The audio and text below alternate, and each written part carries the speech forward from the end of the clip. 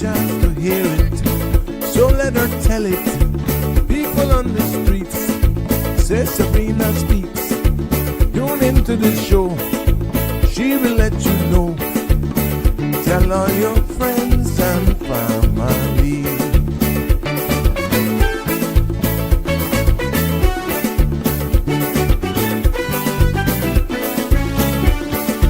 Real talk is no joke. You get the news straight up from grassroots and concerns. You can hear with some people gone. So tell all your friends to tune in to Good evening, Cayman. I'm Sabrina Turner, and welcome to Sabrina Speaks, your daily dose of clarity, truth, and community insights. Every weekday from 5 to 6:30 p.m., we're tackling the issues that affect you, from national headlines to grassroots concerns. Whether you're in traffic or winding down your day, this is your chance to hear it straight and speak your truth. So buckle up, Cayman. We're not holding back. This is the show. We gotta let you know. Now we got to go.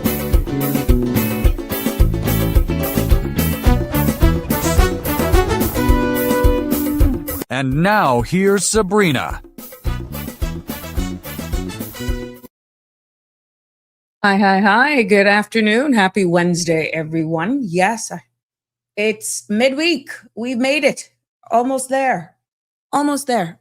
Just hold on. What a week it has been so far. It's good to be here with you again. Just making sure we send out all those links. There we go.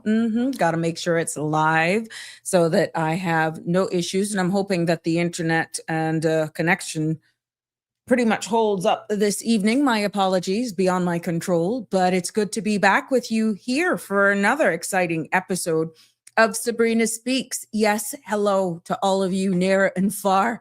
It's good to be back with you. I am Sabrina, for those of you just joining me for the first time, and welcome. You're in tune to another episode of Sabrina Speaks. Yes, voices of the islands, conversations for the world, and the podcast where voices rise, stories unfold, and inspiration takes center stage. And tonight, it's no different. Yes, we're inspiring. I saw the I would almost say off-topic conversation last night, and that drew me to exactly what we're going to be talking about today, because it's amazing. Despite we were speaking about district councils, I noticed a very, very fluid conversation that was happening behind the scenes that all of you saw the commentary on. And it was very interesting to see the feedback and the difference in opinions that were shared publicly. And I welcome those, to be honest with you. And that's why tonight we're stepping right into the middle of the national conversation, because it is being had, to be honest, as we continue to be at a crossroads here in the Cayman Islands. And it's no new episode for us here. And I'll show you that in a moment, because we have brought this up here before.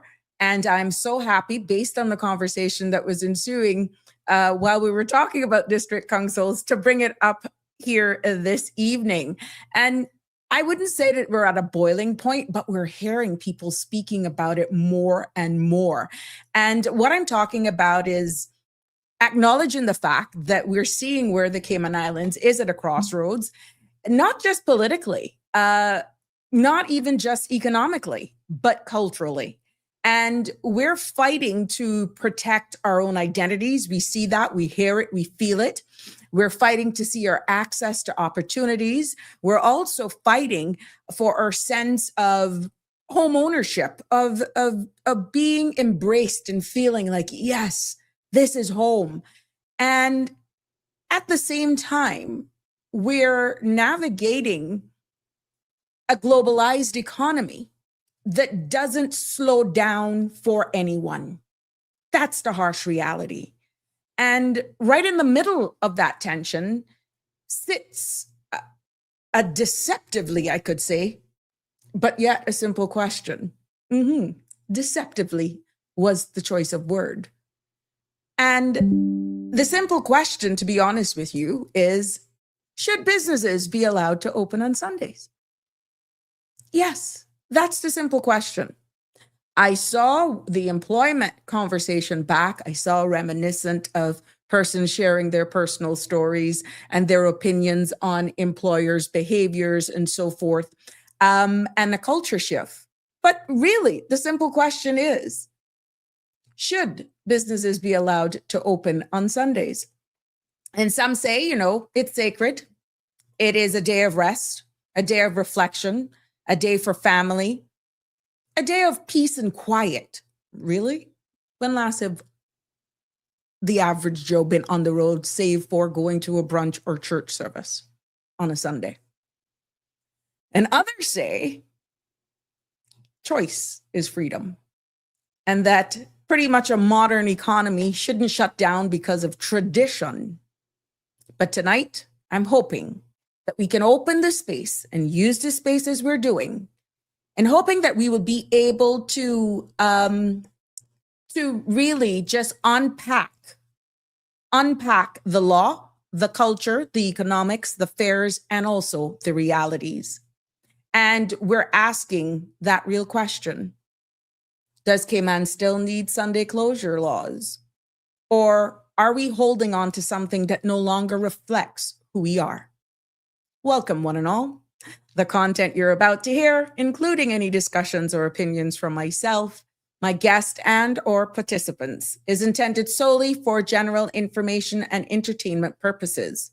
It's not a substitute for professional, legal, medical, or financial advice.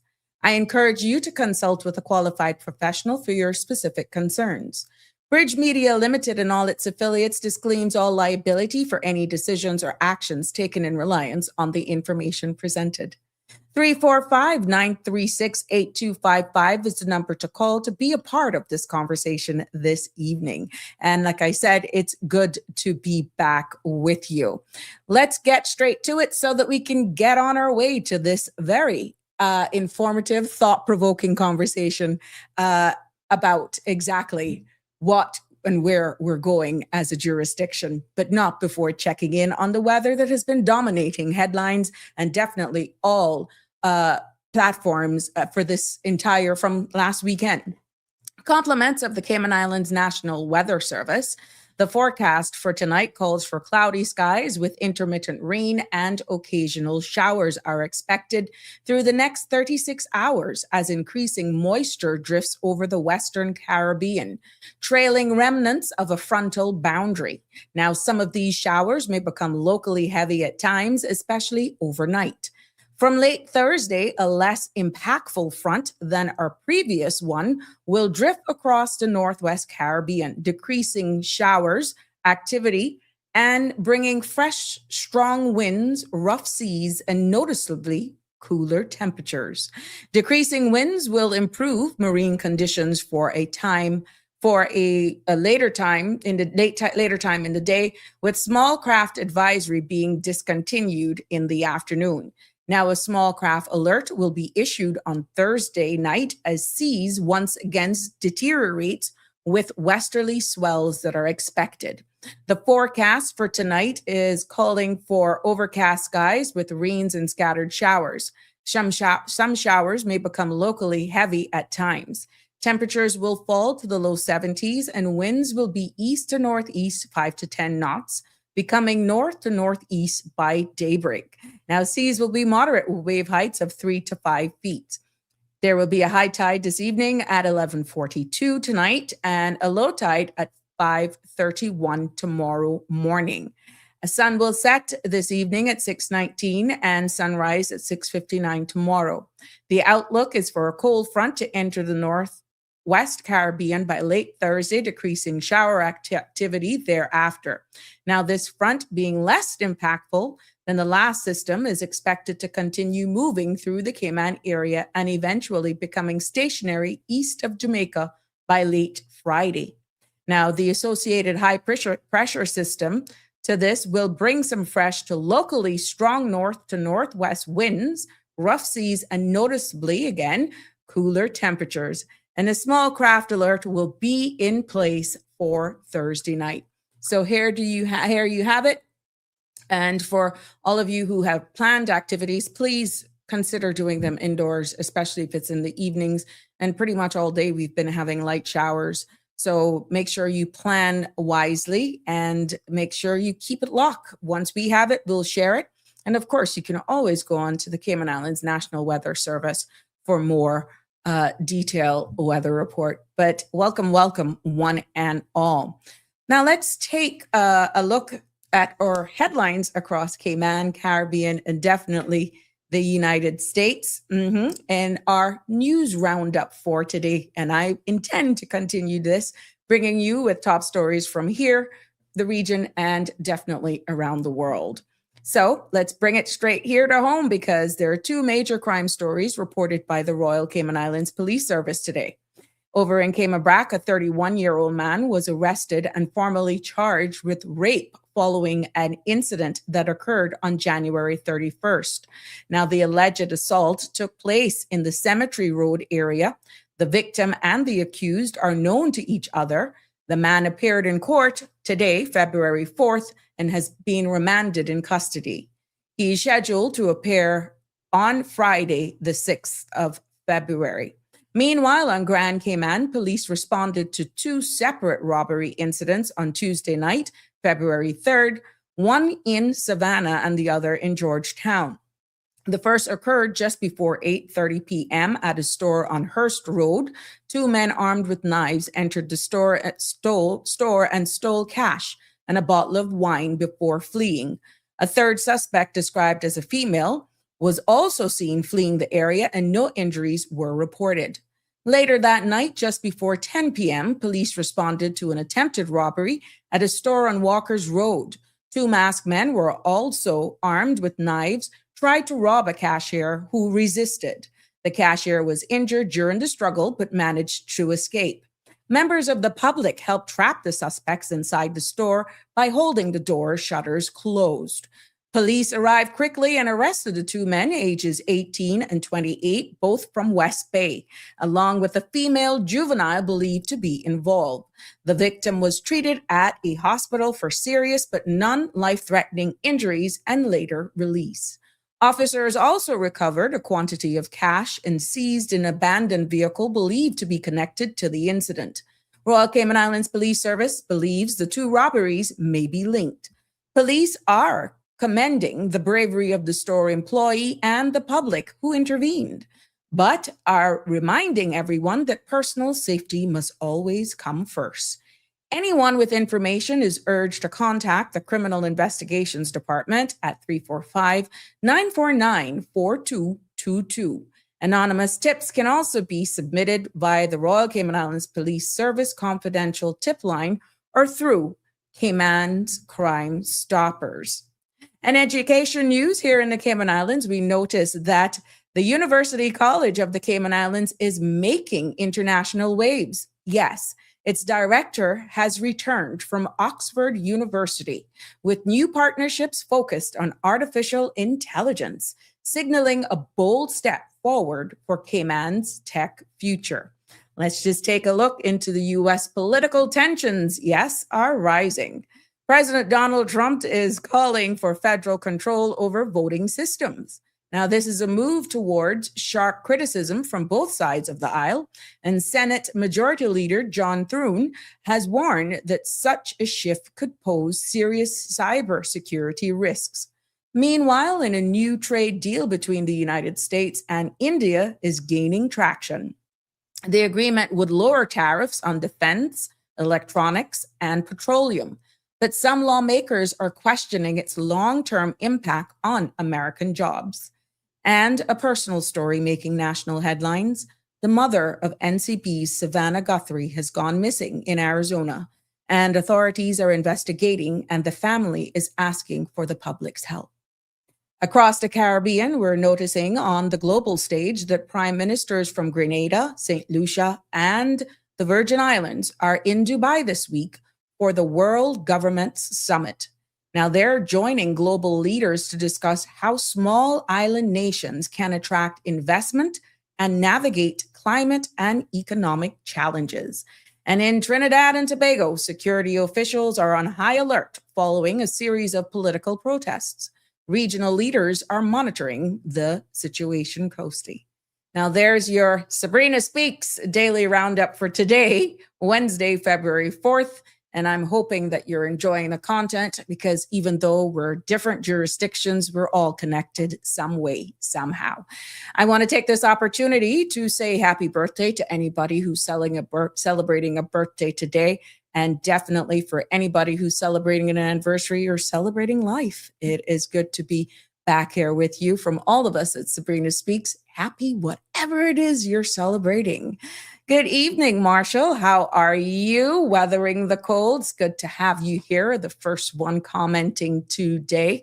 At Motorist 4622, hi to you as well. And I did reply.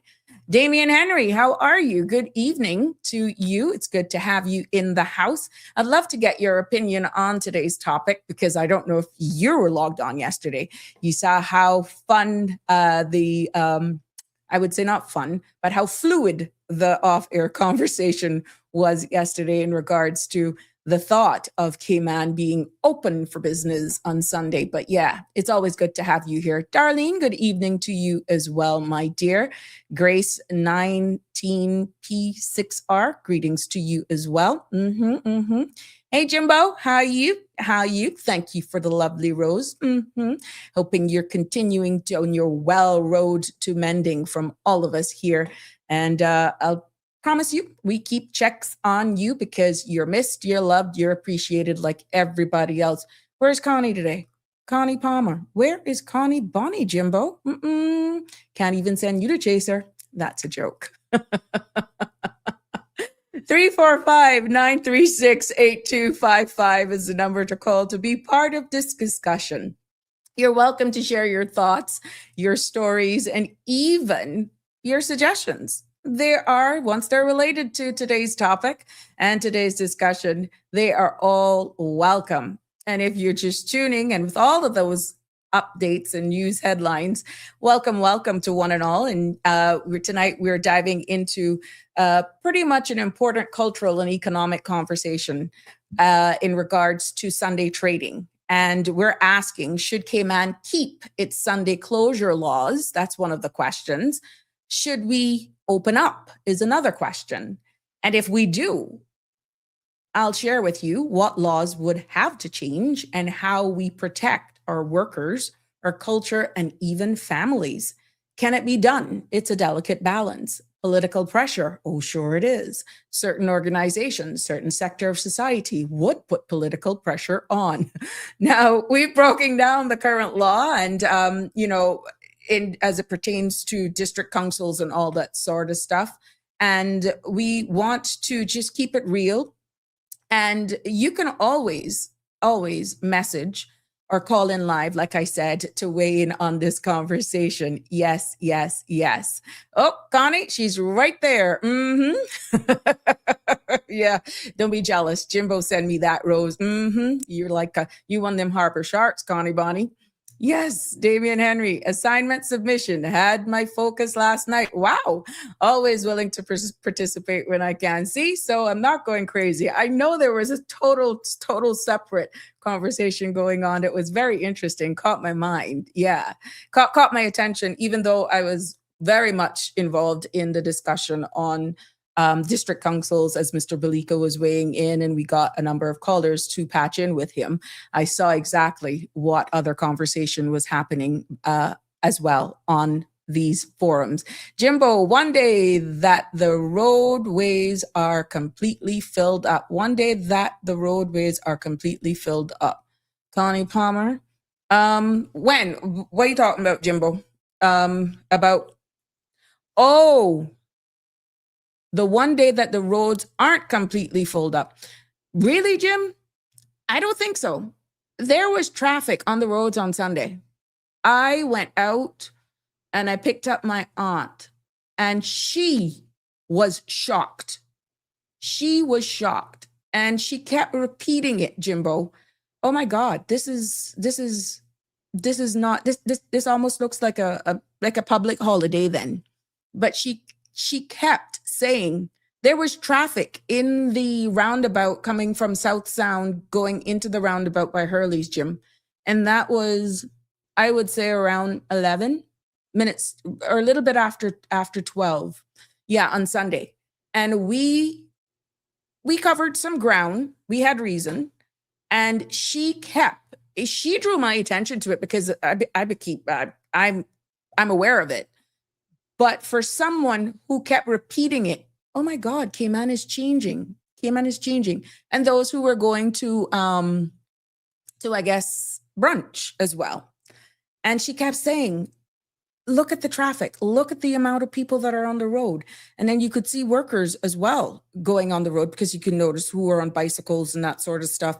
And you're seeing all of the airlines that are coming in. It is, let me tell you something, Sunday, if you didn't know it was Sunday, maybe people were fast like me and they were out watching the waves as well. I don't know, because that was my reason for leaving home. I really wanted to see what was happening along the coastal areas. And we drove all into West Bay. We went by Georgetown Yacht Club up in there by the North Sound to see the difference there.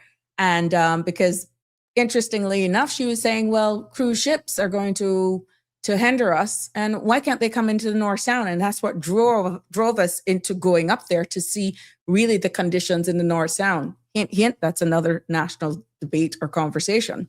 But we saw yesterday in the news too, where the airstrip is going to be extended out in the North Sound. But I digressed. That was the purpose of going into the North Sound, to really see how bad it was in there compared to certain parts in town and along the 7 Mile corridor. And the traffic, everywhere we went, we took the bypass up, we came back down on the regular 7 Mile corridor strip. And trust me, Jimbo, it was like a regular day almost. Of course, you saw the difference in traffic. But what I'm saying, going back from whence we came and where we are today, Cayman's alive. And it's really, really hard to differentiate sometimes as a young person growing up, knowing what Sundays used to be. You could literally hear a pin drop. It's not the same anymore. So hence the birth of this conversation. And like I told you, we featured this already. We featured this. Closed for Sunday is a question mark. Cayman's trade law, culture, and the call for change. We aired an episode of this on the 30th of September. You can go back and look at that. And repetition is key. And the main reason why I felt it was important to bring it back up today is because there's a part one already to it. And for the type of conversations that I saw happening yesterday while we were talking about district councils is why I brought it back up today, because technically with the exemptions under the Sunday trade law, you would be floored at the types of businesses that are exempted. Yes, let me tell you. So here, just to put it in context, there are a number of businesses that are exempted. But when you look at what the law actually says, first and foremost, there is a law that's called the Sunday Trade Law 2014 revision. And that piece of legislation governs what you can do and cannot do on Sundays here in the Cayman Islands. Now, under the law, certain businesses are allowed to operate if they choose. And hence, they would be exempted, meaning even though this law is in place, there are some exemptions that are clearly outlined in the law where it's a matter of choice if they choose to open. Now, these will include restaurants, water sports operators, tourist shops, pharmacists, golf courses, sightseeing activities. These are just some of the examples. And in 2015, it was even expanded to even more. But just straight off the top, here we go. There are 18 areas right there that is allowed to open already on Sunday if they so desire. And even though it may be a little fine in its, let me get this here on this screen so that I can read it up for you.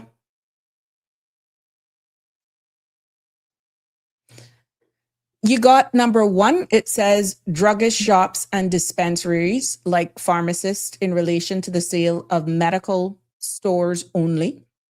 You have restaurants, hotels, and lodging houses. You have establishment for the sale of motor fuel or oils in relation to the sale of those items. You got motor vehicle repair shops or service station in relation to the sale of those items and for spare parts of motor vehicles.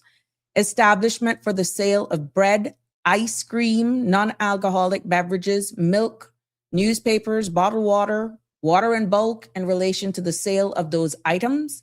Establishment governed by any law of the time being in force in the islands relating to sale of intoxicating liquor in relation to the sale of intoxicating liquor. Establishments approved by Cabinet by publication in the Gazette for the sale of duty-free goods. That's number 7. Number 8, establishment of concerned in water sports or sightseeing attractions. Establishment within the culturage of in the footprint then of a hotel in relation to the sale of souvenirs, items, toiletries, and medical supplies. 10, establishment engage in the sale of supply of funeral caskets or flowers in relation to the sale or supply of these items. Establishment for the sale of victuals, stores, or other necessities required for a ship or aircraft on arrival or immediately before departure from a port or airport in the islands in relation to the sale of those items. Hairdressing and beauty salons, airline and shipping offices, establishment carrying on retail business at an airport, establishments concerned in the rental of motor cars, motorcycles, bicycles, or in the rental or charter of boats in relation to such rentals or charters.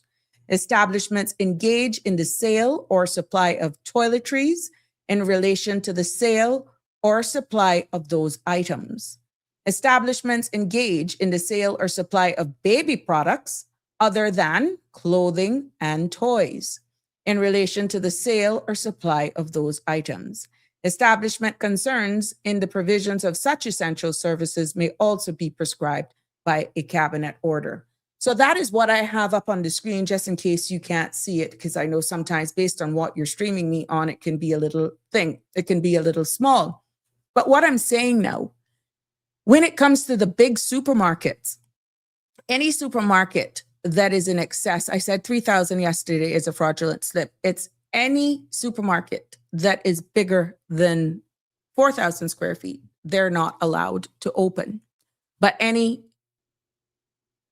supermarket that is under that footprint is allowed, okay? So when you're looking at the whole aspect of whether or not we're open, this is just, and this was amended as well in 2015.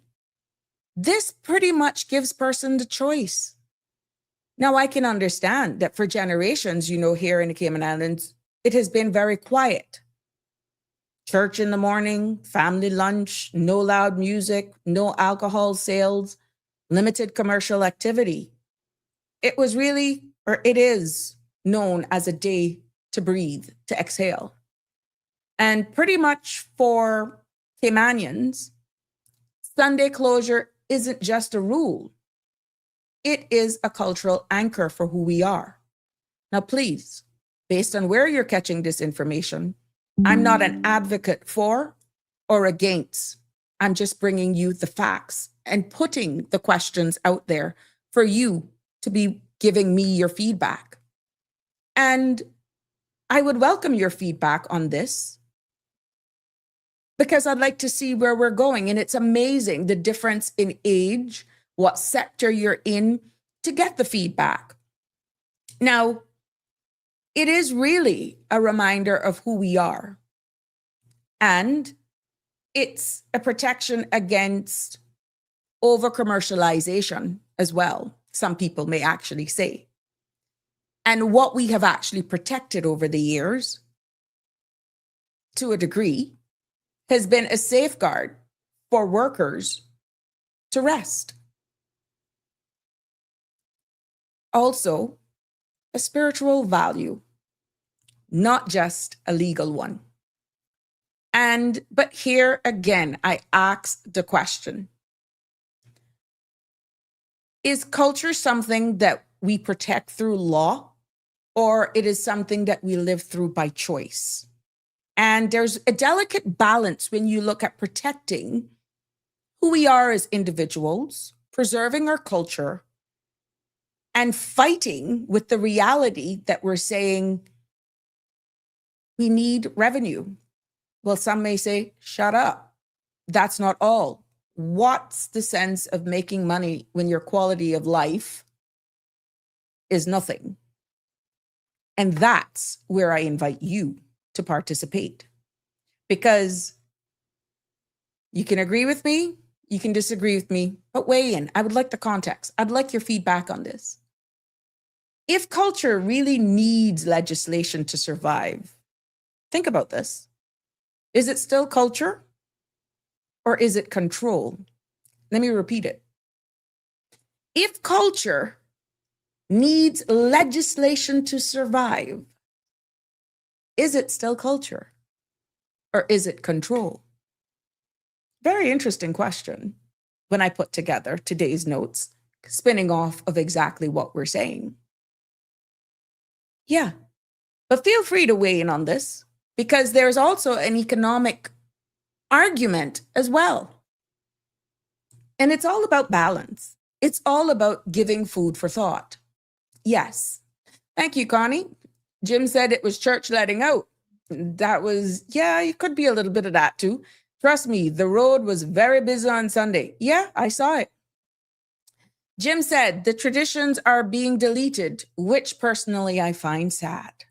Tartarian is saying, back in the late 80s, I worked Sunday at Radisson Hotel, but Sunday was quiet still. And I'm quite sure you saw a difference in the traffic back then. Me being raised up right there on Gorin Avenue, I can tell you, those days there was still life in town. We had what you all know now as Kirk Supermarket. That was Kirk Plaza in town. We had Comart, we had Buy Right. Now I'm going way back. But what I'm saying, town was town. And let me go way back. We had Bada Shoe Store in town. You had still all the Kirk's thing, Kirk Freeport stores on Cardinal Avenue. Now I went way back, to the days of Wholesome Bakery. And you saw, you felt, you heard the difference.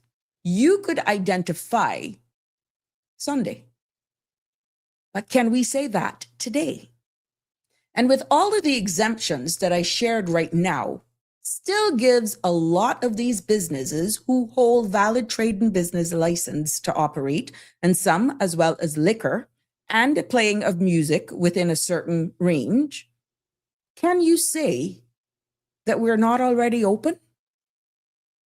That we are a service-based economy, meaning we thrive. We make a lot of our revenue from services, goods and services.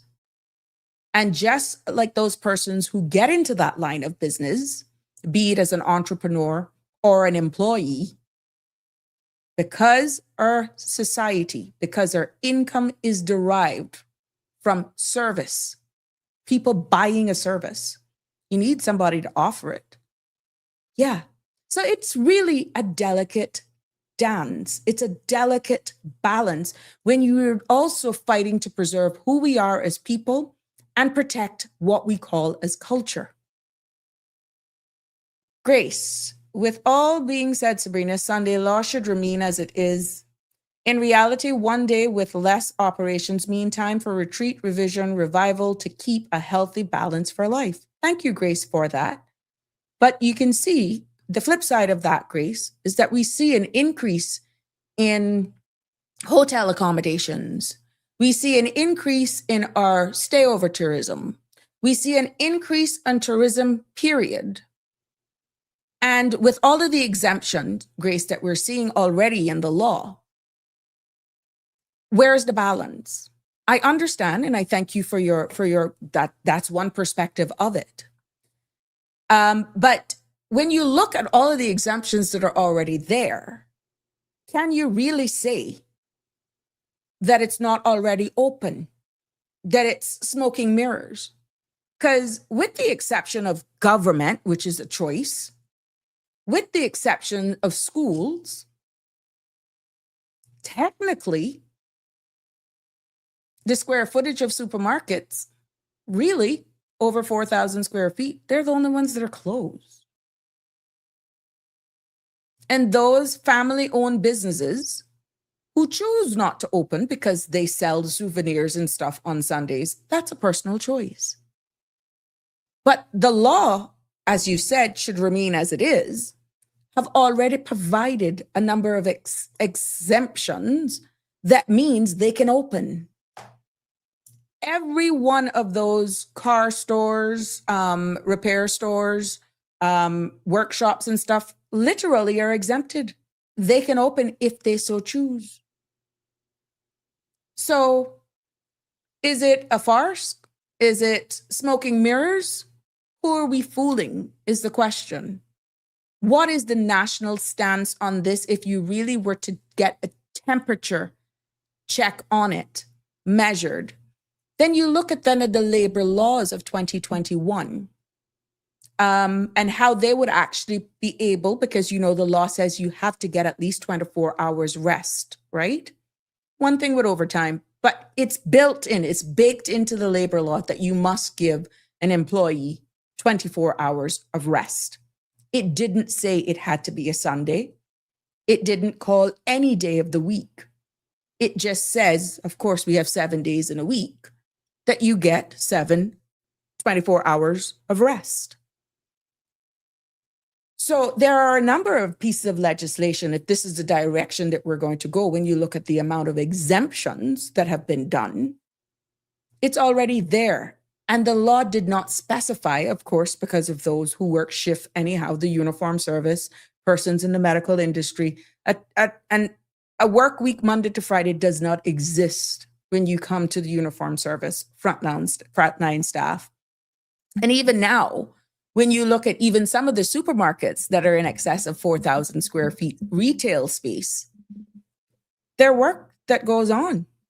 There's work that goes on behind the scenes. There are stackers, there are packers, it's just that they're not open to the public. But behind the scenes, people are still working. And once there's a demand for services and goods, it will be interesting to get it from both sides. There are some information, even from the Chamber of Commerce, that led into that direction, that based on information received, that there is a green appetite, meaning positive, that if persons had choice, it would be better for our economy. So this isn't just what I'm saying. This is what even the business community is saying as well.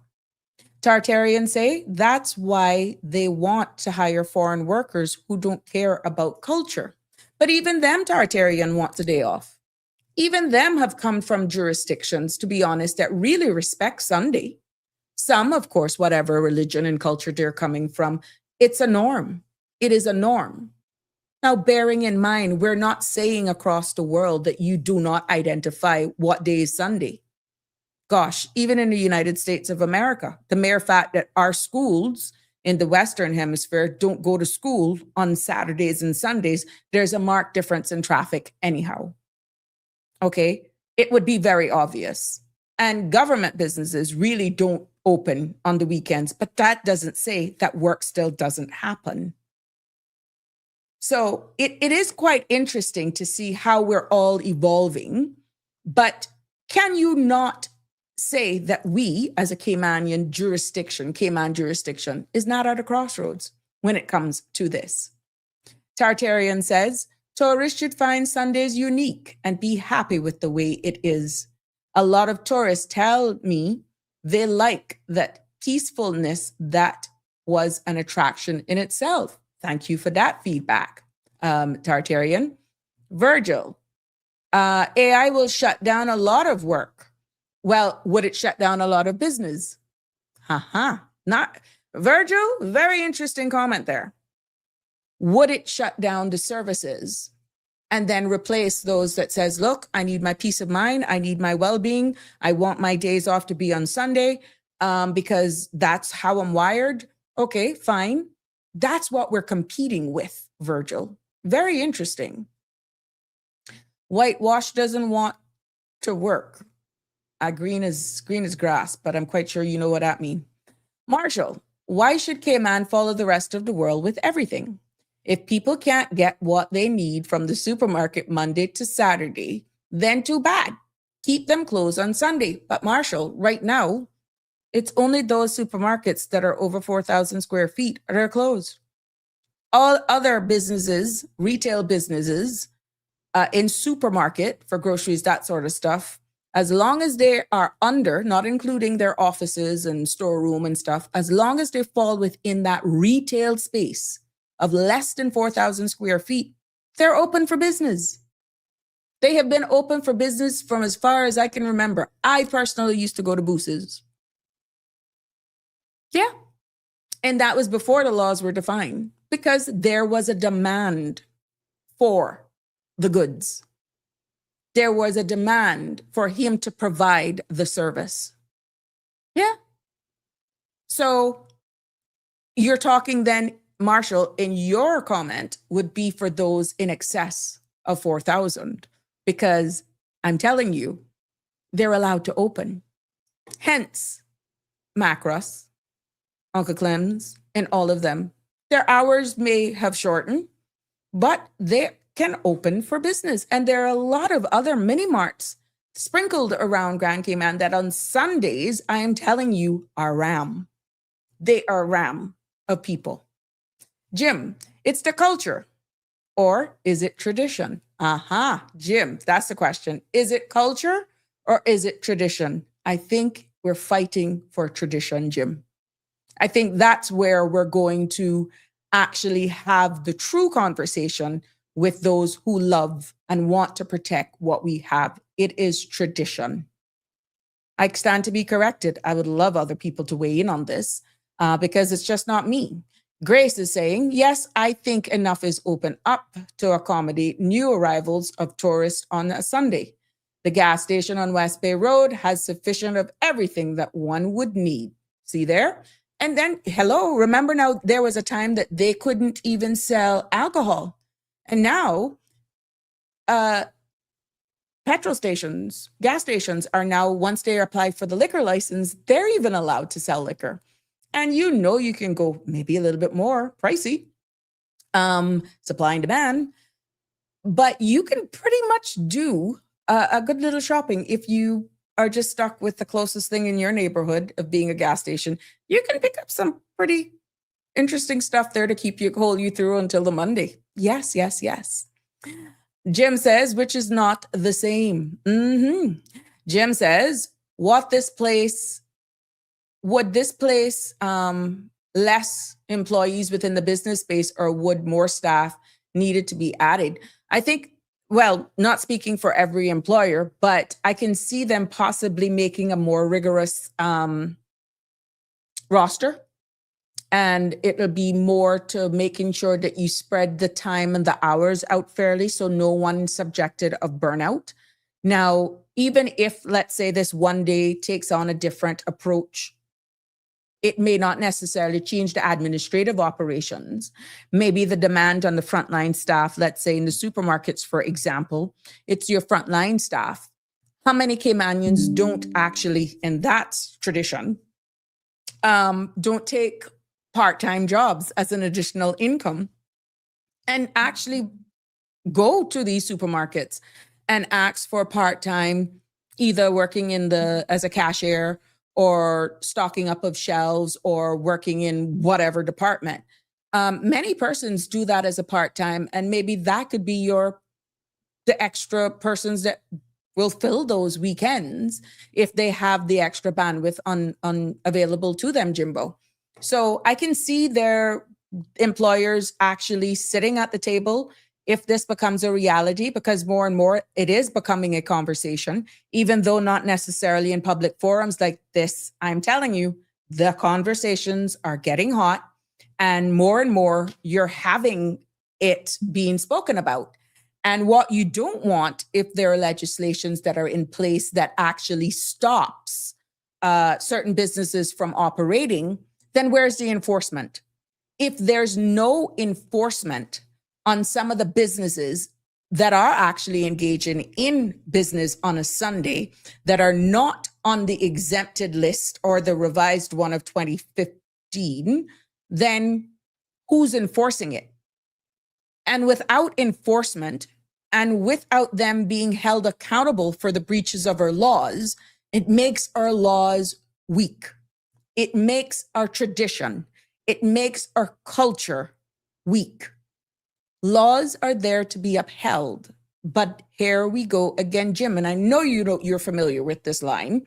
If the gatekeepers aren't gatekeeping, what's the sense of having the laws? It's very interesting. Damian Henry. Due to the strong religious traditions, Sunday service was always upheld. However, population increases and culture shift means people are not having any special day off. They could be doing it for personal reasons or just not sticking to culture norms. There you go. That's another way of looking at it. There you know. Did you know Anita Hanshaw? I don't know Anita Hanshaw. We need a patriotic people to say, oh my God, what are these people? I need to, sometimes the Wi-Fi does not click in. Marshall, I used to go to Booses as well, but just to buy, oh dear Jesus. Marshall, wake up, Cayman is saying, on Sundays, the family needs to be together when everyone should be home. Fathers, mothers, children need time to bond with children. This is where the family unite begins to fall apart. What happens to those, though, who are in the uniform service, are working shift? There is no Sundays. There is no typical work week when you have persons who are on shift. What happens to those families then that have to adjust it because their career, their livelihood is made in the hospitality industry, that they're providing their job, their income is being a service, working in a hotel or a condominium resort that provides these services. You see, I want us, Wake Up Cayman, to just look at it in its totality. In its totality. Those kids, those families actually feel the effects of not having a traditional work week. And there's no difference from someone who's a nurse, a doctor, a firefighter, a police officer. They miss a lot of family times. Their traditional Sundays and long weekends is longing. They're longing. What happens when that's their career choice? Now it's a little different. It is a little different when we're talking about retail. But when you're talking about Sundays, the family needs to be together. That's not always possible based on the nature of work, because that does not apply to our frontline men and women who public holidays is just another day because they could be working. Grace, think of what the mental state of our people would be like without a day of peace and rest. And not everyone can afford to go to Vegas for a day. It's pretty much happening right now, Grace, with those who, again, the analogy that I gave for those persons in the frontline staff. I'm just giving you an idea. They have to make do because of their chosen field of expertise. And even though it's a little odd and you do miss critical time, what do you say for those in the frontline staff? You understand? And we know long-term effects of persons who are working shift and all that sort of stuff. We can go back into that. But what I'm saying, we're still looking at it in its totality. In its totality. Wake Up says, if there's not a day where the family can be all together, hardly ever. And this is coming from a place of being an immigration officer and being a nurse. Hardly ever. this is nothing to boast about, but bonding time is usually based on your shift. I can recall seeing my days of being an immigration officer and being posted on departure. Those days, the airport was set up totally different. And our roster was set up in a way where we went on from the first Cayman Airways departure in the morning, and our shift ended the last departure at night. Those days, Air Jamaica was still flying, and we knew, even though she had her time, Air Jamaica created her own time. Meaning, we would go on, but we wouldn't know if Air Jamaica would be delayed, and hoping to get home at 9, 10 o'clock, and then that could be 2 a.m. to go back at 5. And what resonated with me then in that chosen field, because I chose that field and I enjoyed it, I loved it. I saw my then younger son asleep 3 days straight. And I say 3 days because then I got a day off, right? Because when I left for work in the morning to be there for 5 a.m., he was sleeping. When I got home in the night, he was already sleeping. That cycle went on for 3 days. You understand? So it all depends on the nature of business. Now, if it wasn't that chosen career and nobody flew on Sunday, yay, hooray, everybody would be home. And it was the same thing with me being a nurse. Those days, Georgetown Hospital, as it was called those days, 3 to 11, 7 to 3, 3 to 11, and 11 to 7, the graveyard shift. And it wasn't a 12-hour shift those days. And you just honestly, because of your choice, a regular day of the week did not exist. You automatically shift. But I still was able, when I had those 1, 2, or 3 days off, I still managed. This is my personal experience. I still managed to do a lot of bonding with my time and family gatherings as well. To say it was easy? No. It was hard. To say that I lost time with my younger kids during those phases of my life? Yes. Do I regret it? A little. I was not out gallivanting. I wasn't. I was keeping the lights on and food on the table and was able to create a quality of life for them that they're all benefiting from. And whenever I had those times, this is just me, I gave my all to them. That's just my personal experience having work shift. It's not easy. I'm telling you, it's not. But the fact of saying that this particular day has to be for rest, it all depends on your chosen field. Can we get raping at the gas station? I don't know what that is. Gray says the emergency service do get some Sundays off because they spend families because of shift schedule. Yeah, it's rotated. But you can go a whole, maybe 3-week cycle before you get a Sunday. And likewise with public holidays. So for, and it was the same thing at immigration as well. Same for Christmas Day and New Year's Day as well. Like you would actually be fair with your other peers who worked this Christmas, who worked that last year, and you do an alternate. Yeah, but you could have a 3-week cycle where you don't actually see a Sunday as a day off because you're spreading it across, which goes back, Grace, to what I'm saying. It would have to be a rigorous scheduling thing that each organization would have to do so that everyone will at least get that Sunday off. Mr. Balika, how are you? He's actually quoting something here. The Bible says, and he, Jesus Christ, bracket, answered them saying, which of you shall have an ox or an ass falling into a pit and will not straightway pull him out on the Sabbath day? You use this in a conversation, you know. You used it. It's true. It's true. What are you going to do? You're not going to pull him out because it's the Sabbath and they said you're only supposed to rest. Now, the Sabbath in this context, because he's quoting from the Bible, can be the Sunday, whatever your chosen day of religion is. I get what he's trying to say. I get exactly what he's trying to say. And it begs the question then, the economic side of things that has proven we are an economy. Our economy is based on service-driven tourism is heavy. It's really, really heavy. And the expectations of our tourists, even though you have those who are saying, I love the peaceful tranquility of Sundays. This is why we adore this place. You have the others that come here and says, look, what's up? I feel like I've landed on Gilligan's Island.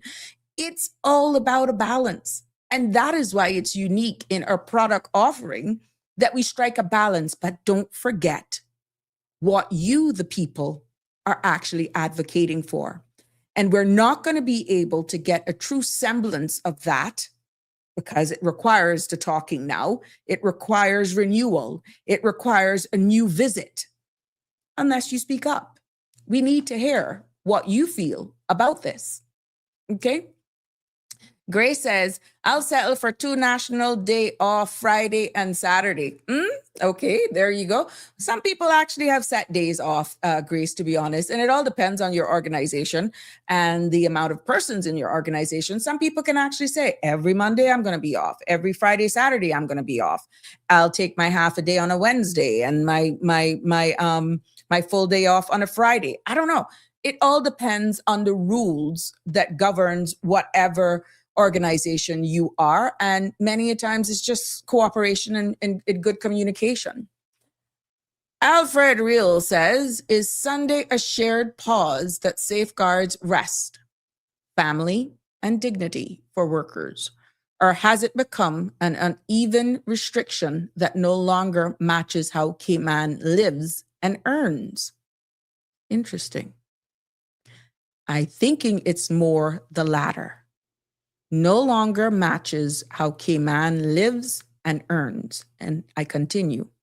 As our economy diversifies and our population changes, the harder question may be this: are we preserving culture intentionally or preserving it by default? Where's the reality in all of that, Alfred Real? I think you need more opinions to weigh in on this, but are we preserving culture intentionally or preserving it by default? And again, I would more lean on the default because, as you said, laws that once unified can quietly divide when they stop being openly examined. Again, Alfred Real, I got to applaud you for that. And this is why open discussions like this is pivotal. They're key. So you're hearing all sides. Yes. And I'm feeling where there's a struggle where some is saying, I need to do whatever I got to do to keep my mortgage paid, to keep the lights on, to keep food on my table. I will go to church. I will arrange my break that I could take my lunch on a Sunday if I'm having to work on a Sunday. I can see me walking across the parking lot of Georgetown Seventh-day Adventist Church many Saturdays when I was a nurse. I would go in there and I would sit down for my hour. I'm just saying, I did it because I raised up into a Seventh-day Adventist home and I see a number of persons who do it. You see what I'm saying? But I think it's all the latter, to be honest with you, by default. Denver, welcome. You late to class this evening or you late to commenting? What happened? How are you? Hope you're doing well. Denver says, started at 14, worked every day. I had cause. I wanted to up. I waited to up until 60. I think that's a little typo there, Denver. Jim says, what about Sunday Christians? Would it fall under the seam for those who are Seventh-day Adventists who don't work on Saturdays? It's a matter of choice, Jim. Like I said, you didn't have that choice in the medical industry when I was a nurse. They respect you that you were Adventist, but it wasn't anything carved out to say, well, okay, because I was an Adventist, I would get every Sabbath off. No. If I worked on a Saturday and it was a shift, let's say it was a 7 to 3 shift and I couldn't get to Sabbath school or I could choose Do I want to go to Sabbath school? Do I want to go to divine worship, to the preaching part? I would try to work out with my peers on that 7 to 3 shift what part of the service I wanted to catch, and I would take my hour lunch then, and I would walk over to the Georgetown Seventh-day Adventist Church and partook in the service. But yeah, it's quite interesting. Cultural diversification, Damian Henry is saying. Denver Douglas says, by default, we're not protecting culture. We could if and be different if not for the greedy of many. Well, that is where the open dialogue, Denver, needs to be had. And the more we talk about this and the more we're seeing legislation being broken, because it's not like we don't have laws. The whole focus was exactly what we pointed to. The amount of exemptions and the reality. It's business as usual, even on a Sunday. And some are even open illegally. But if there are nobody gatekeeping, what's the sense of even an exemption? What's the sense of having the hard and fast laws to say you can't open when you're not apprehending offenders? It kind of is a disrespect, to be honest. If we confirm exactly what road, what trajectory we're taking as a jurisdiction that includes the feedback from the populace, from the people, from the public, from everybody's opinions. Dean Gillette says, the Sabbath was made for man, not man for the Sabbath. The problem is when someone doesn't want to work on their Sabbath, but is forced to do so. It takes a bit of understanding as well, I think, Dean, because some would actually say it's a bit selfish, if you're working in an industry where you know that it's shift work, which is very important when you're applying for a job to declare your religious background, because if that's going to impede on you being able to work because of the culture that is within that organization, you want to actually declare that from the beginning. So you don't actually get the job and then, it becomes a problem. You want to be transparent, in my humble opinion, be it Saturday or Sunday, whenever you're actually employing for these jobs, so that there's no misunderstanding. And then you need to do your own homework with certain organizations as well to see their culture and how they actually respect people's religion as well.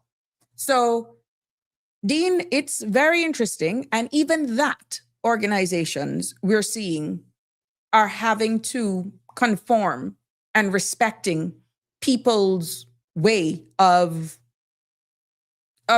their choice of worship. What would you say then to those who are atheists? That it's neither here nor there. Wouldn't they not be entitled to a Saturday or a Sunday? It's not an entitlement, in my humble opinion, but make sure you do your research before applying to any organization to see what their culture is when it comes to religion. If it is a Monday to Friday thing, then you're good. But if you know that it's shift and there's a great chance that they're going to be doing business, or you would be required to work on a day that you would normally be off to because of religious purposes, you want to declare that from the get-go, in my humble opinion.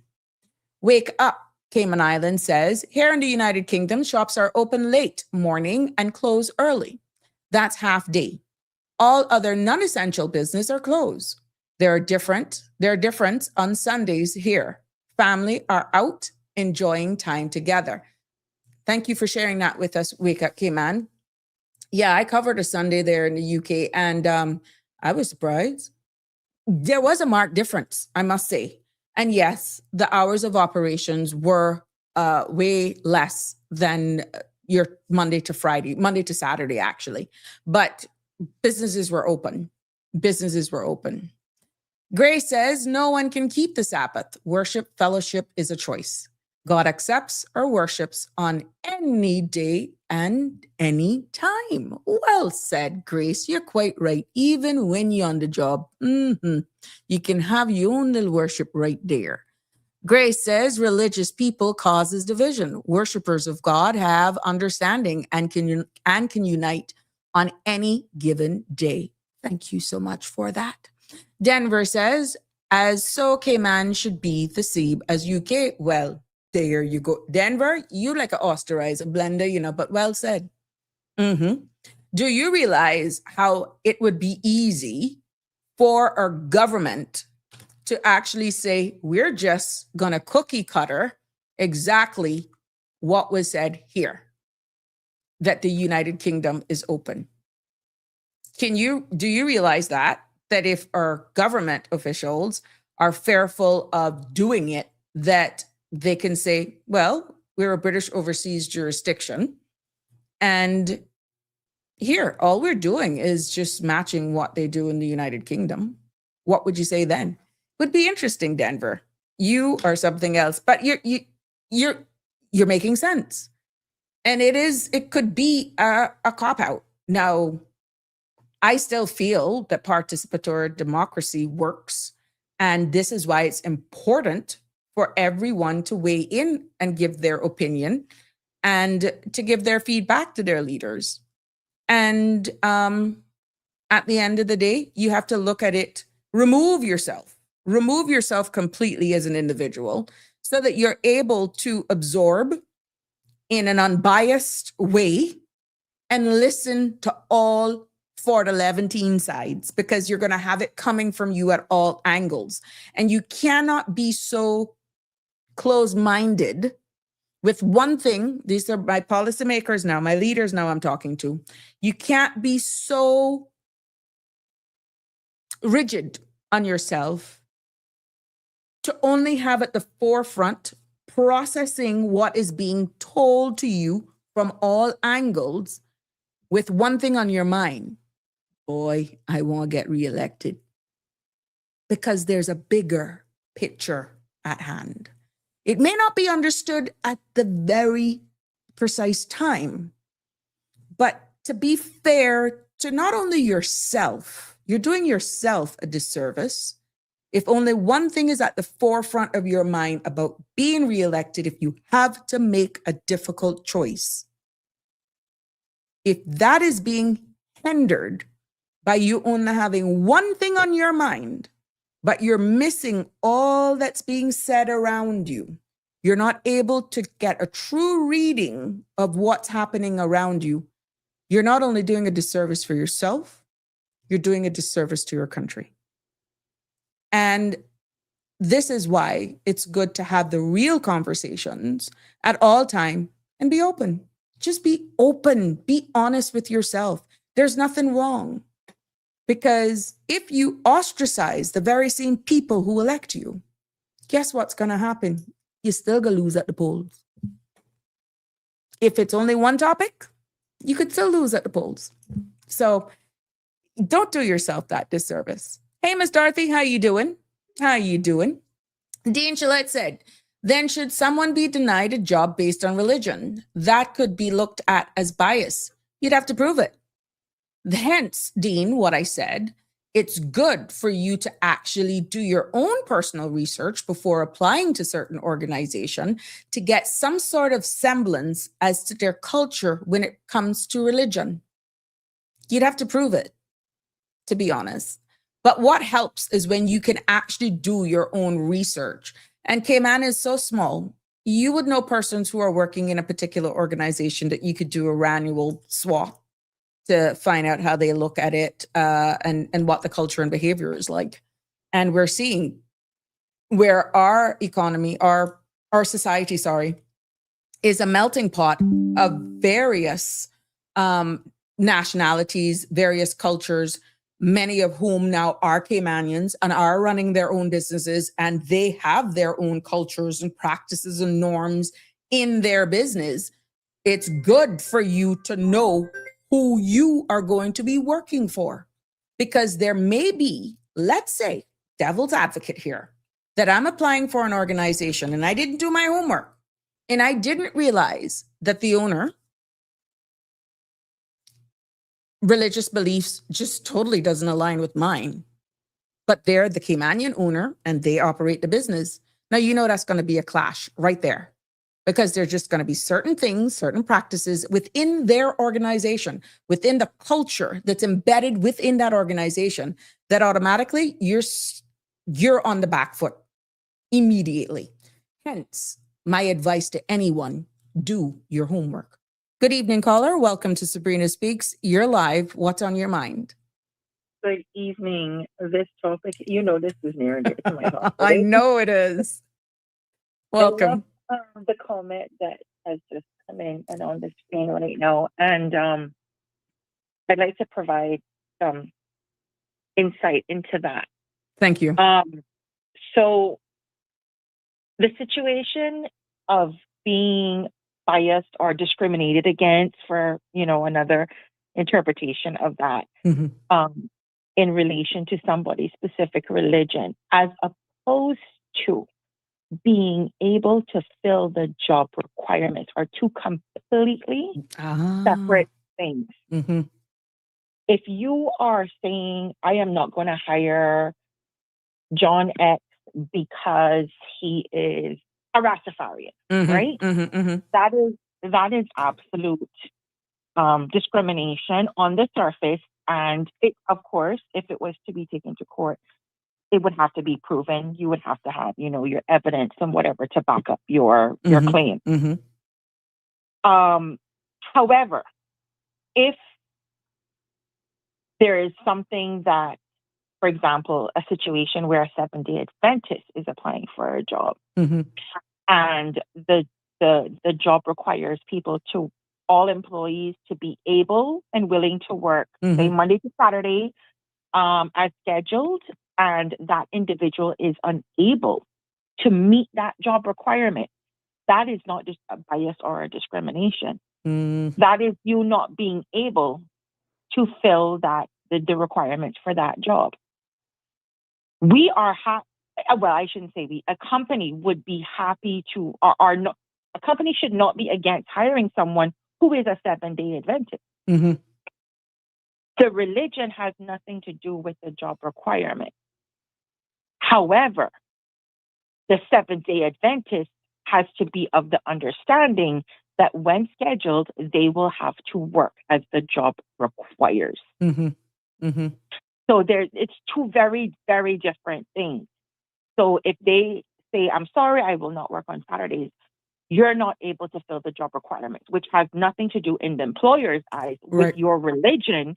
It is simply that you're unable to fill the job requirements. So hopefully that provides some insight on where religion and job requirements can have very blurred lines, and it's very emotive. Yes. It's extremely emotive. Yes. But one also has to keep in mind that they don't know what is going on in that company prior to them trying to join or joining. That company may very well have other people who are employed who are already of a certain religion that has a belief system that they shouldn't work certain days, and the company is unable to provide that for them.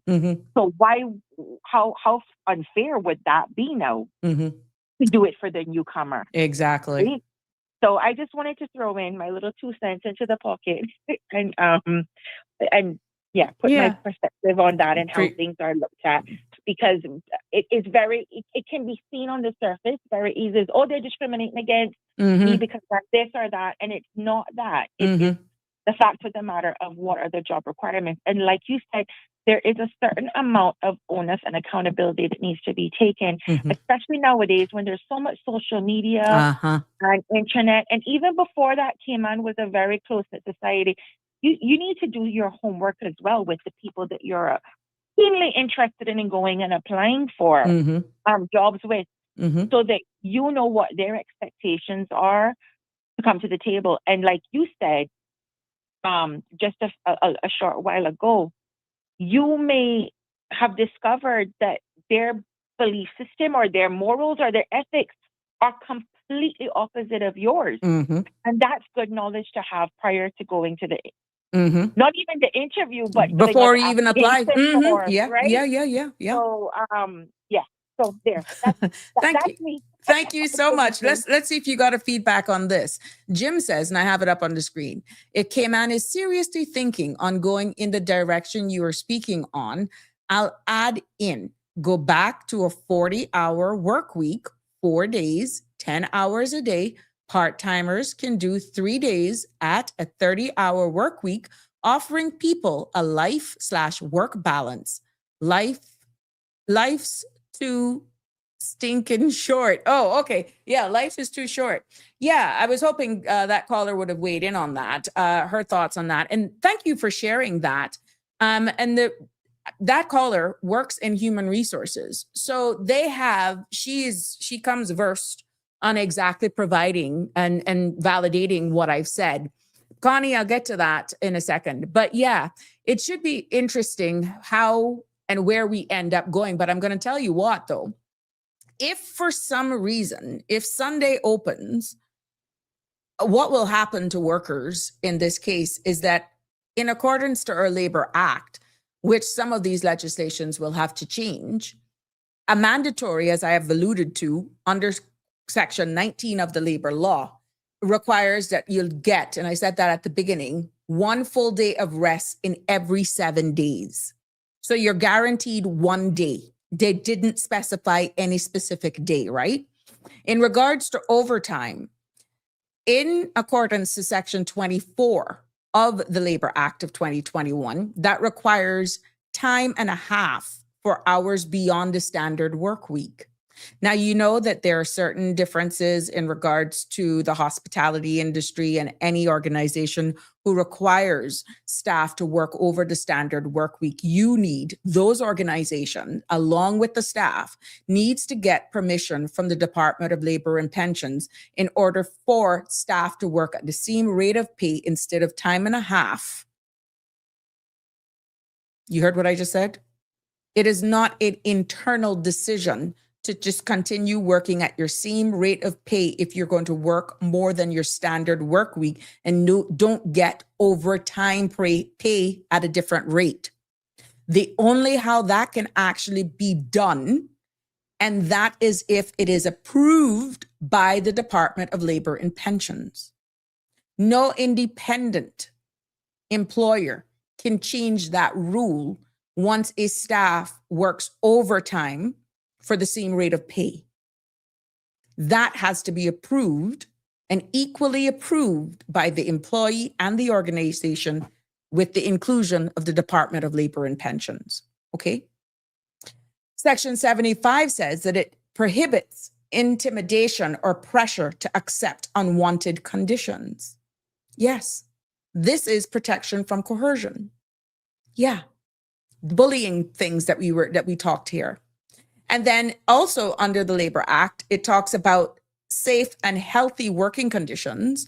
And that is actually outlined in Section 58 to 60 that requires employers to protect workers' physical and mental health. Yeah.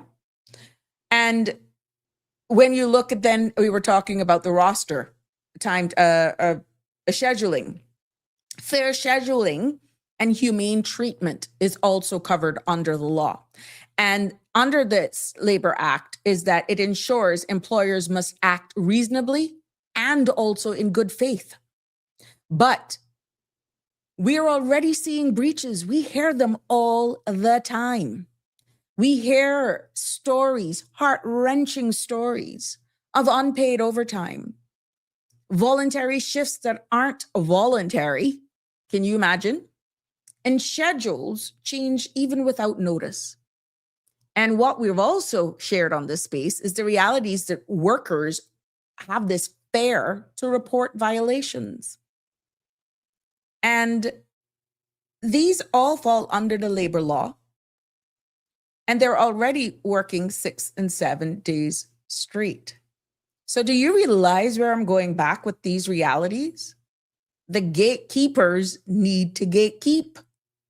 Because if Sunday trading is relaxed, for a better word, officially, the risks that comes with that, of course, you guys have pointed it out already. There's more pressure to work on Sundays. Yes, you pointed out there could be an erosion of family time. There could be burnout, but it all depends on the context and the nature, the industry that you so choose to work in. So we need to have protections if this is really the direction we're going to go in making sure that there will be some form of mandatory Sunday premium pay and guaranteed voluntary Sunday shifts should be something they could be considering as well. And at the end of the day, that the necessary mental health protections, penalties of breaches are definitely, but again, that falls on the resources and manpower and training of the gatekeepers. And more enhanced, trusted, anonymous reporting channels so that if anyone is in breach of these legislations, these laws, these rules, that they feel protected. They feel that at the end of the day, I can file a complaint and it will not be used against me. Because we're seeing it here where the future is coming, ladies and gentlemen. It's coming. We see tourism is changing. We see consumer expectations are also changing. Guess what? Sunday trading will eventually take a different look. We're seeing it already. Just carpool on a Sunday for a casual drive, and you'll see what I'm saying. The real issue is not whether businesses open. It's whether workers are protected if and when they do, because it is going to be a reality at some point. Gray says, religion has our people in the Caribbean brainwashed. We need people who can trust, loyal, peaceful, respectful, compassionate, committed, supportive to handle the affairs of a nation. Denver weighs in and says, many a company break the law with imported cheap labor, having them sign a contract that will not pay them overtime, having them to work 9, 10, 11 hours a week. Sorry, there will come a day. Okay, I saw what you said there. Yeah.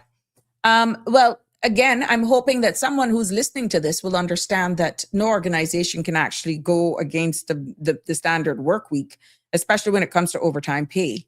And that has to be unanimously agreed by all three parties, the DLP, the employee, and the organization. So if you didn't know, now you know. Gray says, religion can't run a country. Visionaries with wisdom, knowledge, and understanding is what we need, not a religious decision. Hence, looking at it unbiased from a realistic perspective, and it goes back to what I just said.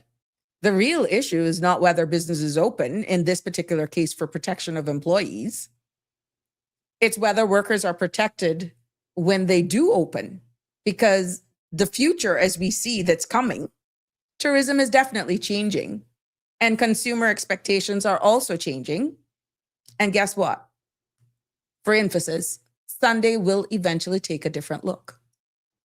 Tartarian says, when I worked as a nursing assistant in the United Kingdom, night shift was great for me because of the time difference between UK and Cayman. I got every Sundays off, but slept through most of the day. You usually find that, though. And it all depends on the construct of your family, your age, and all that sort of stuff. It's amazing how your body just get used to shift. But it's very important for you to get the requisite rest that you need as well. And some people may argue, well, that takes away on family time. It takes a lot of support as well from your family and understanding. But the best rewarding thing, if you just so happen to be nursing, frontline uniform services, what's most rewarding is that if you enjoy what you do, then guess what? Everything fits in quite well. Yes, I got, let me read this. We must be minded unintended consequences. We are already okay. We must keep in mind unintended consequences. We are already feeling the effects from minimum wage increases everywhere. If companies are required to pay staff further, Sunday work premium, once again, those expenses will be passed down to the consumer, or who is willing to pay higher prices when shopping on a Sunday, as opposed to Monday to Saturday. It's indeed a vicious cycle, and both sides have pros and cons. Thank you for that. Exactly. I'm just putting them on the table, and I love when I get the feedback that you are actually participating and see exactly from all sides as well. I guess there's a price for convenience. There's a price for everything. And at the end of the day, then, who feels it the most? Unintended consequences. Well said. Thank you for that message, my love. Denver says, I had WORC change that I heard, or I had WORC change that with a company, their employer only take short breaks to eat with 12 hours a day. I felt so bad for those employees. You mean work or labor board? Denver, I need a little bit more context on that. You heard, I'm assuming this is heard. I heard WORC change that with a company, their employers only take a short break to eat, working 12 hours a day. I felt so bad for those employees, that employees only take a short break to eat, working 12 hours. Well, that's inhumane. And that would not align with the law. So I would double check. If I were you, Denver, I would fact find that. And if it is a reality, I can assure you, I cannot see DLP, which is not work. It will be the Department of Labor and Pensions. I can't see them actually approving that. So instead of WORC changing it, is what I'm getting from you, it would be the Department of Labor and Pensions. And I can't see them actually doing that if it was clear. I will put myself out on a limb. That would go against the very same laws that they're governed under, Denver. So I would do some more fact finding on that if I were you. And if it's actually happening within whatever organization you are actually telling me about, it's illegal. Bottom line, it's illegal. In my research and also preparing for today, I found out that there's some information, maybe a little bit dated, and I'm quite sure it'll be interesting now to see exactly where we stand now in 2026. But based on information that became available to me, I noticed that the chamber position they surveyed their members twice in 2005 and back in 2013. I know it's a while, but just to give you an idea, right? And I haven't been to the Economic Forum week before last Friday. Yeah, it's being talked about, okay? But back then, both surveys had shown strong support for allowing businesses to choose to open on Sundays. And pretty much their position at that time, consumers felt that their position was that consumers should have the option, and businesses themselves should have an option. And the market really should determine the demand, meaning if you see Sunday's night worth turning on the lights and having staff man certain positions, then don't open. Let the market determine the demand as to whether or not your business is worth opening, okay? But there was also from this report that they had a raise in question, the choice for who? That was the overarching question when that question came up. Who? Would it be the business owner, the worker, the consumer, or would it be all three? You see where there's a hybrid? It's a hybrid. Because as my WhatsApper commented saying, if you're going to look for premium pay on a Sunday, then your employer may say, I ain't paying you guys, let's lock. But then if consumers demand it, and they don't mind paying the differential in accessing that, then that may work out for you. Let me tell you something. Again, it's a vicious cycle and both sides have pros and cons. It is interesting. It is interesting. So if this is definitely the road that we're going, there are a number of legislations that would have to be looked at. Another thing on the plate for any sitting administration who wants to take this on. And at the end of the day, it isn't just a matter of turning a key in a door and says, woo, we're open. It's a matter of changing laws that will reflect this direction. And with that we've already seen, be it legal or not, changing in the country, we will see it. And if our jurisdiction ever decides to allow supermarkets, the ones that are in excess of 4,000 square feet, at least 3 major laws, if they decide to open that up so that they can actually operate, 3 major laws would definitely need to be amended. And that in itself would be the Sunday trade law in itself, because remember, those supermarkets in excess of 4,000 square feet cannot open right now on Sundays. They want to be able to open. That part of the law would have to be rewritten. Okay.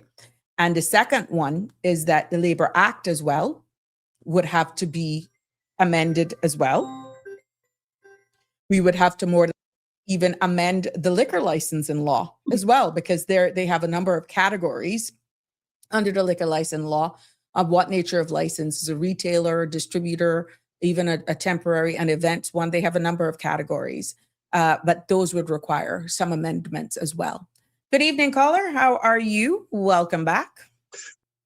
Good evening, Sabrina, and good evening to your esteemed listeners. Very interesting topic today, religion. Everything woven into Sunday trading and culture.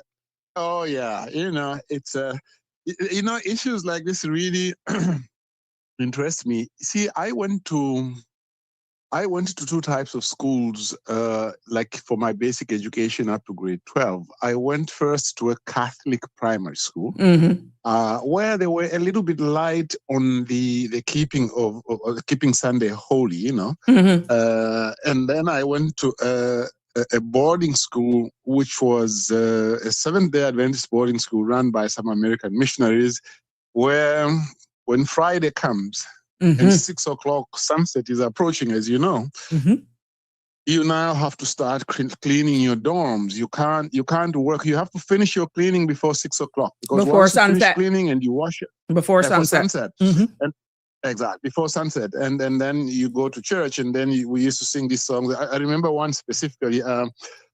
Day is dying in the west. Heaven is touching earth with the rest. Wait and worship while the night. I won't try to sing it, although I still remember the tune. Yeah, So deja vu. Yeah, And then the way they kept the Sabbath was different. So Saturday you didn't work, and you what did you do on Saturday as well? You went to church and everything. It was just totally different. And then you had missionaries who didn't drink, didn't smoke. So here I was moving from one religion, the Catholic, where they drank and smoked, many of them, and then I go to the other one, is like the other extreme.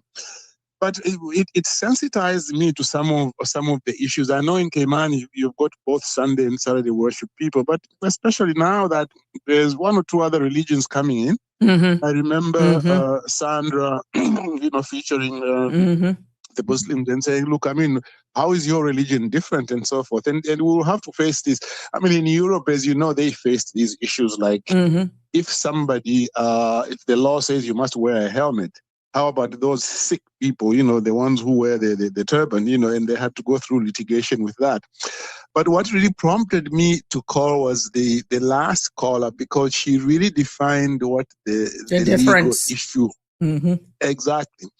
Because you see, under the Constitution, Section 11, it guarantees everybody freedom of religion. But as usual, so it says nobody shall be hindered in their enjoyment of the freedom of religion. So the issue that she covered was, well, if they tell you the requirements of the job are that you should come to work on Saturday, why? Because this is a tourist industry. Saturday is a very is no different from any other day. If anything, there's even more activities on for Saturday and Sunday. And if you can't work on that, can you say, well, I've been discriminated against, Right. Now, okay, the fundamental human rights chapter doesn't apply to private business, but let us imagine that you wanted to get a job in government and they told you, well, this particular job, you need to work on Saturday and Sunday. But you see, what the law says is like any right, it has some derogations. It says, for example, nothing in any law done under its authority shall be held to contravene this section to the extent that it is reasonably justifiable in a democratic society, A, in the interests of defense, public safety, public order, public morality, or public health, or B, for the purpose of protecting the rights and freedoms of others. And this was, you might remember this, Sabrina, this was litigated actually in Cayman. Yeah. There was this young man who, I'll call him a young man, a child really going to school at John A. Campbell Primary School. And the rules in the education regulations, they said that you should cut your hair. No, Rastafarian. They said you should cut no locks, no dreadlocks. Exactly. And this child was, they came from a Rastafarian family. And he claimed through the father, of course, that, well, look, this is our religion. I can't cut it. But the school insisted, and then it went to court. The child, in the end, ended up losing a term. Finally, they found a solution. But at the end of the day, this is really the issue that the other lady was talking about. There are some cases where you just don't meet the requirements of the job. In other words, we are not denying you this job because you've got this religion, but the requirement of the job is you work on Sunday because of the nature of your job. Correct. Just to draw a slight analogy, if, say, you are going to start a Thai restaurant. I know in Cayman there's at least 2 Thai restaurants. Let us imagine you want to start a Thai restaurant, and you advertise and you say, well, I want somebody who speaks Thai, okay, to come and work in this job. Now, you might get somebody who applies there and says, well, I don't speak Thai, but I know a lot about Thai cuisine and this and that. I've even studied it in university and so on. And then the owner might say, well, look, but I want somebody who speaks the language as well. Now, that kind of discrimination is a discrimination which is allowed. Why? Because you are starting a business which caters to a certain demographic and national, yes, demographic, and so exactly. Somebody who doesn't meet those requirements can't say, well, you can't discriminate against me. Correct. So, is it reasonably justifiable? Yes, that would be reasonably justifiable in that society. So, I mean, I really think that there is a need for greater education in this area. I'll give you a story of, this is not a Cayman story, but it has to do with religion. So to that extent, it is important. It was a famous case in my home country. It was known regionally. What happened was this young man, her family were Jehovah's Witnesses. And what he did was, after independence, a lot of countries developed a national anthem, and you had to salute the flag and sing the national anthem. Now, according to that version of the Jehovah's Witnesses, at least the way I understand them, I don't know if it's all of them, but they didn't get involved in government. So the child refused to sing the national anthem, refused to salute the flag, and as a result was expelled. So went to court and say that I'm being hindered in the enjoyment of my freedom of religion. And what the court said was, well, you are not being hindered in your religion. You are free to practice your religion, but we just say that if you are going to come to this school, these are the rules. Now, I personally disagreed with that, and the reason I disagreed with that was because it was a government school, you see. If it had been a private school, yes, you can say, well, this is a Catholic school, you have to go to church and sing those the chants they do, you have to do that. So, I mean, at the end of the day, it's really a question of whether you are being hindered in enjoying your freedom of religion or not. Sometimes, yes, you would be hindered. Sometimes you are not being hindered. But Sunday trading. What are the current problems regarding Sunday trading? Are there still people who have a problem with that? It's a more protection of our tradition. And and when you look at now for the demands of services and being asked, I don't think a lot of people are aware of how extensive the exemption list that continues to be exempted that gives them a choice to open up. So pretty much we're open. If you look at this, and the only ones really exactly, and more were added. But what I'm saying is that the difference in the retail of grocery products, there's only a difference in that line of the square footage of retail space. Oh, yes. If that is removed, then hello, when you look at the 18 sections here, 17 really, to be honest, removing 18 that it says establishment concerned in the provisions of such essential services as many may be prescribed by a cabinet order. If this continues to grow, you might as well just open and extend the square footage of the grocery stores. Because right now, anything over 4,000, that's the only thing that's stopping the big grocery stores from opening is the square footage, if they so choose to do so. But do you know anything, the reason why the square footage was made like a threshold for, being allowed or not being allowed? Back in the day, to be honest, I can't verbatimly go into why, but I think it was from, again, trying to appease everyone. And I remember speaking to Mr. Woody when he was on the show. And remember, there was a time down at the Greenery when they were at it. Yeah. Remember when they were down at the Strand, they used to open their pharmacy wing, which their pharmacy wing was close to where I think Scotiabank had eventually taken up. And they pretty much only had like a grill pull down the wider part of the store. And the laws were so strict then that I can recall in the conversation, he said that they had to put like a piece of tarp where you couldn't even see inside the grocery store. Like, are you kidding me? Because they had a dispensing, they had a pharmacy in there that you could still go and pick up your basic stuff. But if somebody wanted a jug of milk, let's say some chicken quarters, some thighs and all that sort of stuff, you couldn't get it because they didn't made within that square footage of what they opened on the Sunday. They didn't made provisions. I guess they could have if they wanted to, but there was a problem with just having a grill. Wasn't allowed to people to go in there. It was locked off. But because you could see inside the supermarket, that was used against them. Until eventually they just closed down. And that is from memory of what he shared with us right here. Yeah. Wow. It wasn't that people were allowed to go in. They literally had to block it off. Yeah. You see, this is sometimes the problem that we have with certain rules. Once you make the rule, it goes back to one of my favorite statements: the law was made for man, not man for the law. You want to obey the law and the culture. After all, the Constitution says that Cayman is a Christian nation. By the way, the country I come from as well, it has it in the Constitution as well that Zambia is a Christian nation. So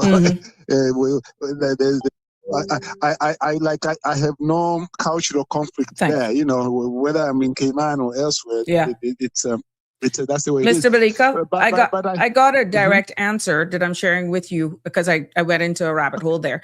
But the answer to the question, it was to protect the small business stores and mini marts back in the day so that they could secure sales on Sunday and not have them pretty much competing with the bigger supermarkets on that day.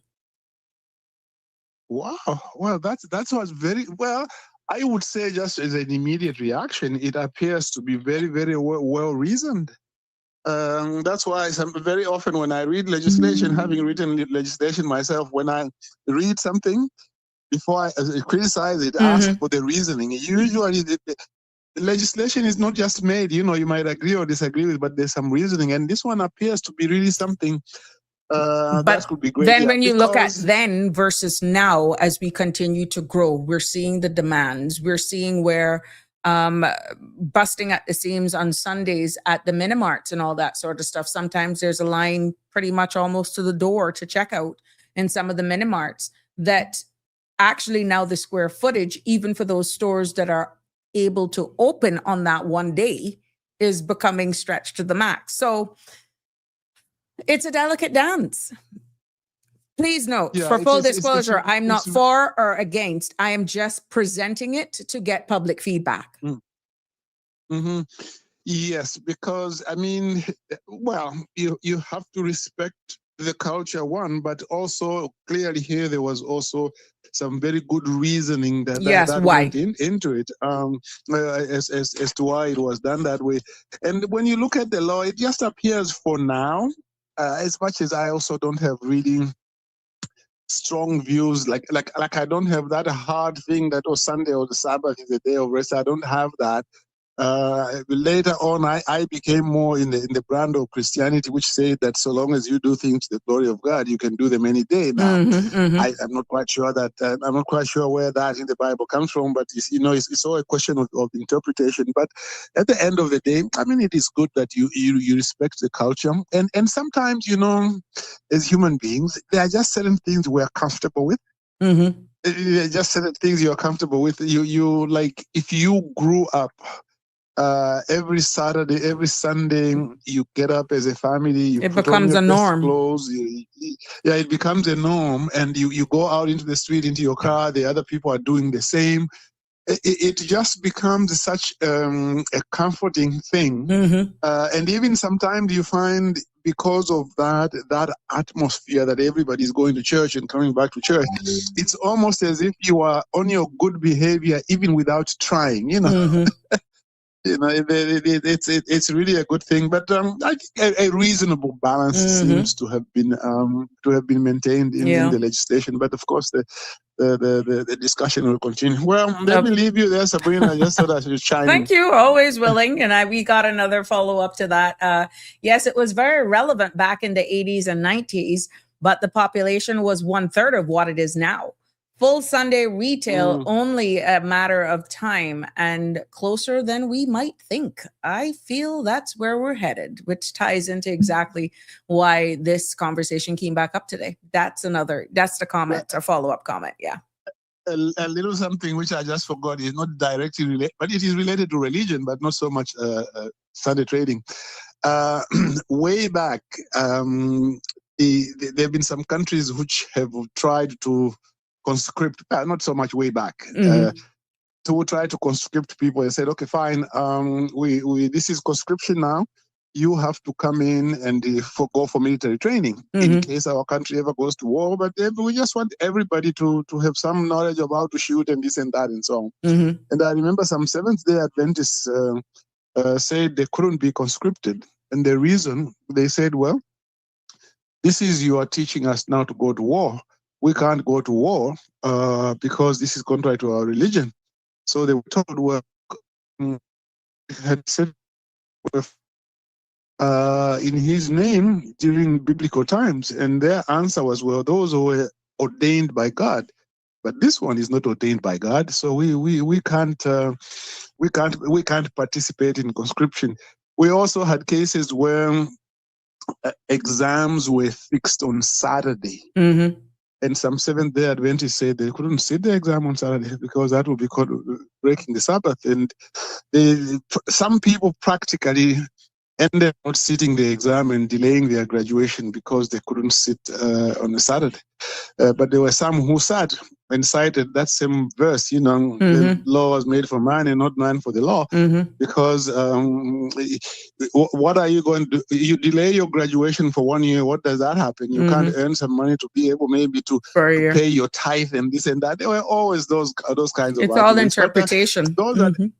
It's a question of interpretation. And I think so long as a society is ready to accommodate people while not breaking the law and continue to sort of like balance the conflicting and competing interests, we should be able to do pretty good. Well, thanks, Sabrina. Thank you. You take care now. All right, Bye-bye. sir. Have a good evening. There we have it. What is your take on this? It's very interesting. And I thank you all for your comments and chiming in on this. And it really added a little bit more of lots of depth, actually. And instead of just pouring on what my research yield and how it's being perceived, sharing some of the stories, your input, of course, actually validated even more. And of course, for those who are sharing, who work in the industry, and sharing their facts, their experience from their perspective of their job title, you are appreciated. And that is why I love this space, because like I said, whether I'm for or against does not matter in this case at the end of the day. I just want to bring these topics because they are actually being had. The reality is there are a lot of businesses as well that are actually operating on this Sunday that are already in breach of the legislation. And at the end of the day, we just need to have a real, honest, upfront conversation. We are indeed changing. Our landscape is changing. Persons' interpretations where religion and respect is a delicate balance. Culture, tradition, and all of that is at stake. Hence, at the beginning, I'm saying as a jurisdiction, we are at the crossroads. Some of the conversations are very hard to have, and you have to be respectful of everybody's actual decision. But as we continue to thrive, as we continue to evolve, as we continue to modernize from legislation to just going along with not necessarily what everybody does, but what's unique, what's best for us. The key to all of that and the answer to that question is your participation, your feedback, letting our powers that be know exactly where you feel. And you know what? The youth, the men and women, our future, their input is critical to this. Critical. What are their thoughts?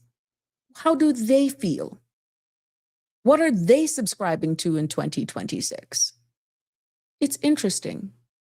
And that boils down to the point where all voices matter.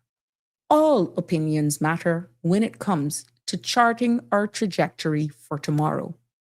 Because I can tell you what, our own survivability, our own existence, continuing to exist, cannot be stagnated, and change is definitely inevitable. Tartarian says that does the chamber want lawyers to go to court on Sundays too? That's a business too, Tartarian.